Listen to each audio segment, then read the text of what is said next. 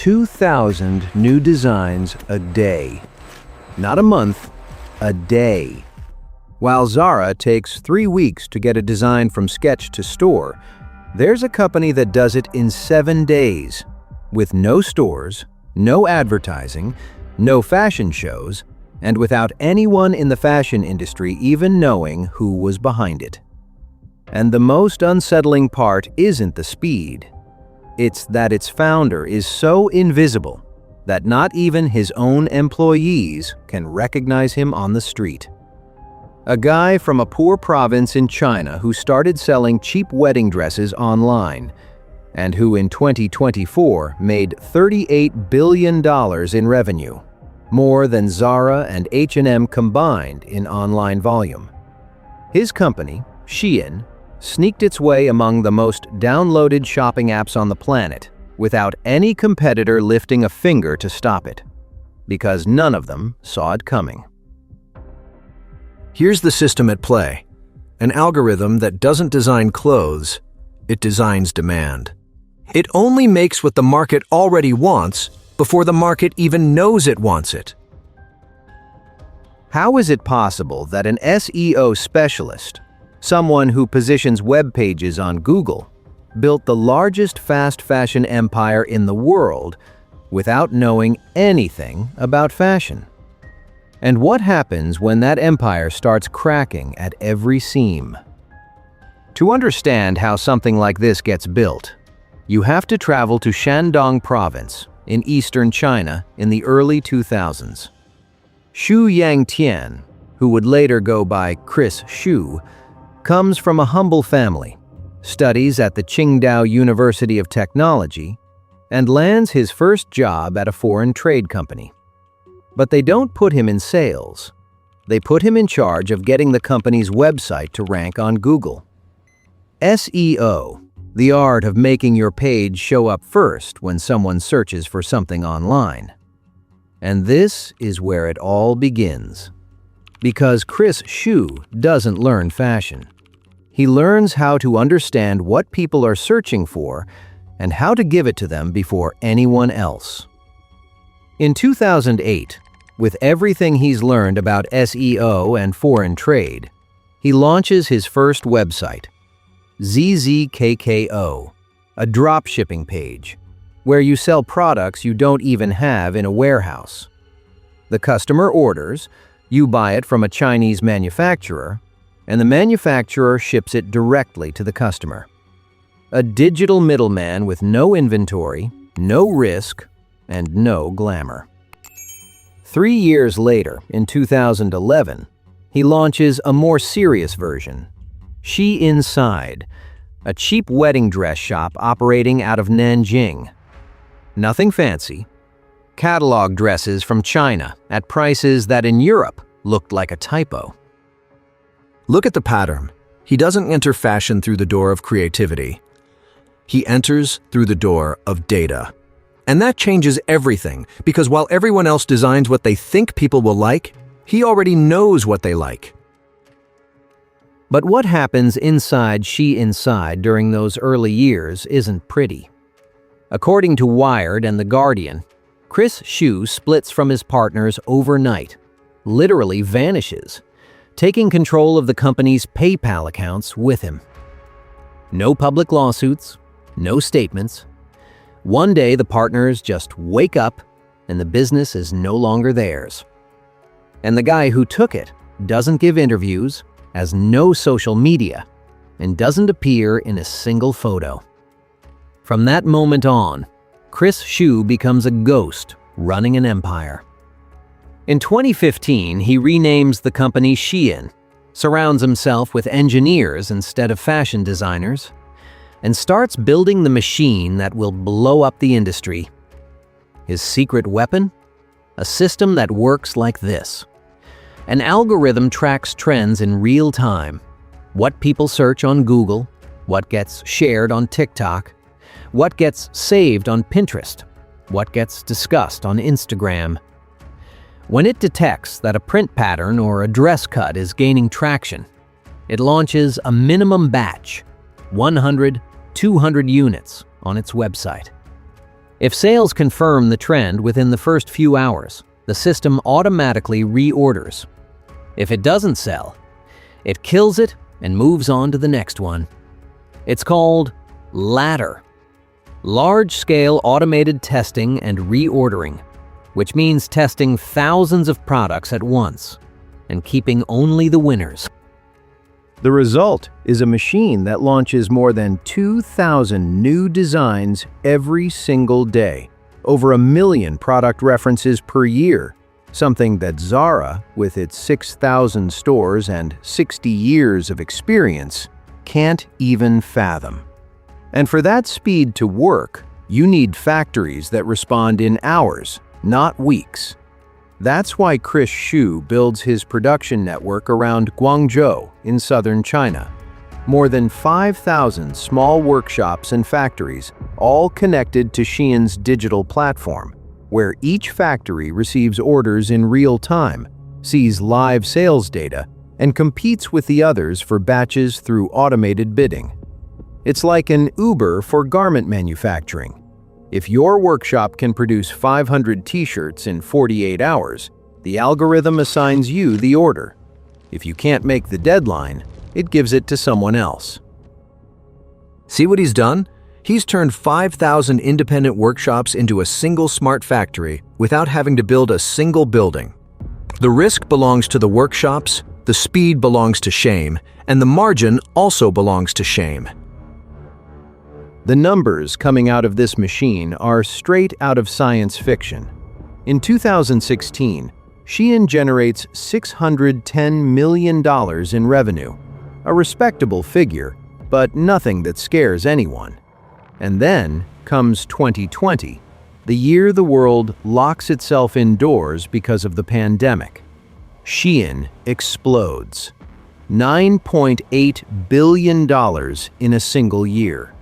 While clothing stores are pulling down their shutters across the planet, a company without a single physical store becomes the invisible giant of fashion.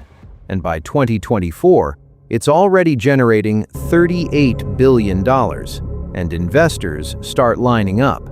Sequoia Capital, General Atlantic, Tiger Global, Mubadala, investment funds, which are groups that pool money from wealthy individuals to bet on companies with potential, put their money on the table.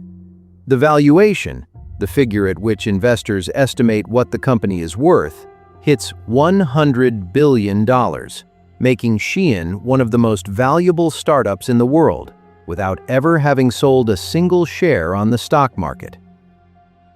And this is where you have to ask yourself the uncomfortable question. How long can something grow when nobody audits it? Nobody regulates it, and it operates in the shadows? Because what comes next is the price of that darkness. In 2022, a Channel 4 documentary, the British public broadcaster, sneaks inside the workshops manufacturing for Shein in Guangzhou. What they film is devastating. Seamstresses working 75 hours a week, earning 3 pence per finished garment, with no days off, and in buildings with no emergency exits. 3 pence. For a t-shirt that sells for $4 on Shein's website, the person who sews it receives the equivalent of 4 cents. And the scandal doesn't stop there. Lab tests commissioned by Bloomberg detect that several garments shipped to the United States contain cotton from Xinjiang, the Chinese region where the government has been accused of forced labor against the Uyghur population. Notice what happens when you grow in the shadows. Nobody asks you questions. Until everyone asks you questions at the same term. And by then, you don't have answers ready. But the labor problems are just the beginning. Dozens of independent designers sue Shein for copying their designs literally, pattern by pattern, print by print, and selling them at a fraction of the price. The algorithm that detects trends doesn't distinguish between what's trending and what someone has designed and registered. And when you produce 2,000 designs a day, checking whether any of them infringes copyright is, well, they don't even try. And then the competitor nobody expected shows up. Temu, another Chinese platform with rock-bottom prices, bursts onto the scene in 2023 with an even more aggressive strategy. Even lower prices, far more product categories, and an absolutely massive marketing budget. The rivalry gets so ugly that Temu sues Shein, accusing it of using mafia-style tactics, intimidating suppliers, confiscating phones, and detaining factory representatives to force them to sign exclusivity contracts, agreements that prevent those factories from working with anyone else. Suddenly, the invisible hunter has someone on its tail using the exact same playbook. And you know what's the most dangerous thing about this model? It has no moat.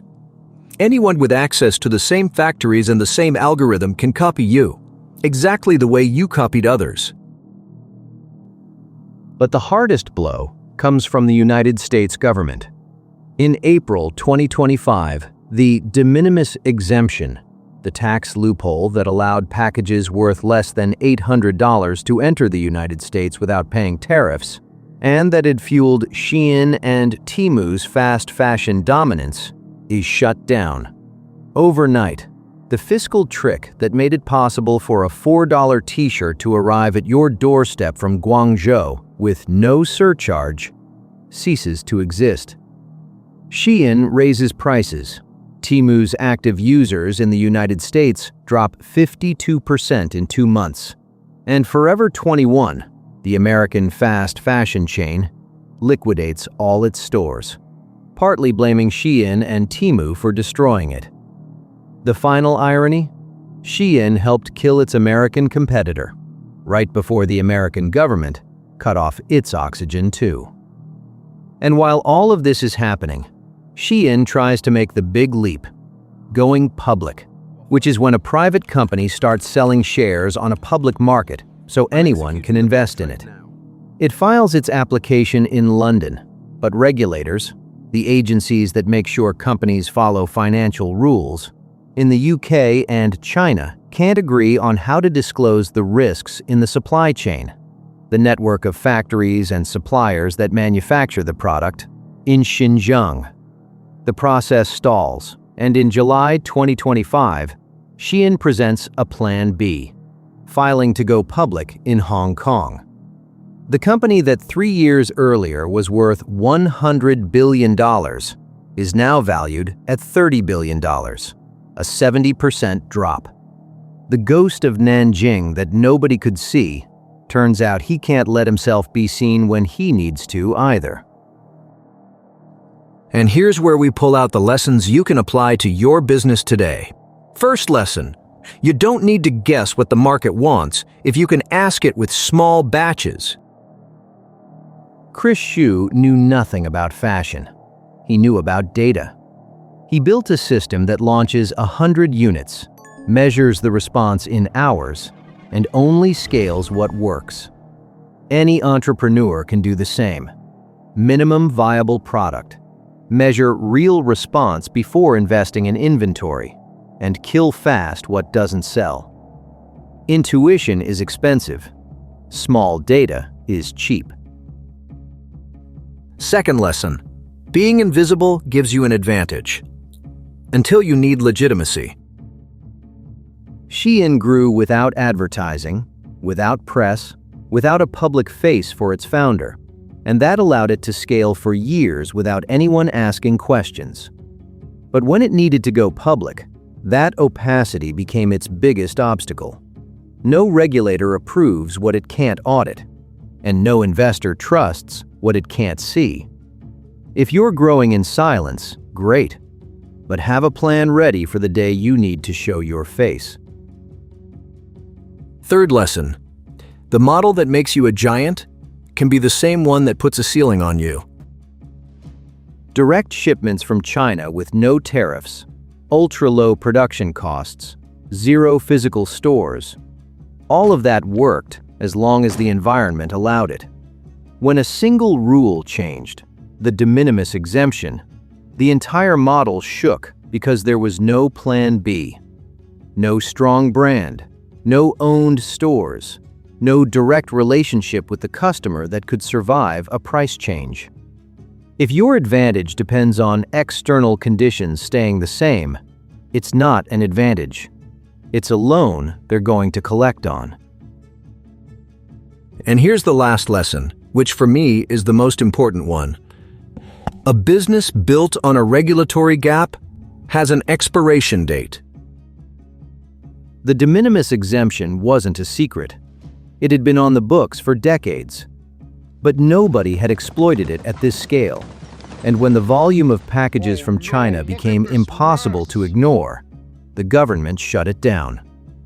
If your competitive advantage depends on a legal gray area, a tax exemption, a licensing loophole, a lack of regulation, it's not an advantage, it's borrowed time. Build on something that keeps working when the rules change, because they always do. And the next time you see a $4 t-shirt with free shipping from China, ask yourself a question. If the fabric, the stitching, the shipping, and the profit margin all come out of those $4, what's left for the person who sews it? That answer is what turned Shein into the most fragile empire on the planet.